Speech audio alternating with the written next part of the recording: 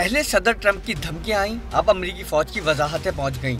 DGISPR के मुताबिक पिछले हफ्ते अमेरिकी सेंट्रल कमांड के कमांडर जनरल जोसेफ वोटल और एक सेनेटर ने आर्मी चीफ को फोन किया, वजाहत पेश की कि दहशतगर्दी के खिलाफ जंग में अमेरिका पाकिस्तान के किरदार की कदर करता है। ताल्लुकात में कशीदगी आर्जी साबित होगी। अमेरिका पाकिस्तान में किसी किस्म की एक तरफा कार्रवाई का नहीं सोच रहा। जनरल जोसेफ ने दरखास्त की कि पाकिस्तान अफगान शहरियों के खिलाफ कार्रवाई करे जो अमेरिका के ख्याल में अफगानिस्तान में हमले के लिए पाकिस्तानी सरजमीन इस्तेमाल करते हैं। जनरल कमर जावेद बाजवा ने अमेरिकी जनरल को पाकिस्तानियों के जज्बात से आगाह किया। कहा, कौम ये समझती है कि कई दहाइयों तक ताउन के बावजूद अमेरिका ने धोखाधड़ी की। अमेरिकी बयानात पर रद्द-ए-अमल पूरी कौम के जज्बात की तर्जुमानी है। पाकिस्तान माली इमदाद की बहाली के लिए अमेरिका से दरखास्त नहीं करेगा। इमदाद के बगैर भी दहशतगर्दी के खिलाफ कोशिशें जारी रखेगा।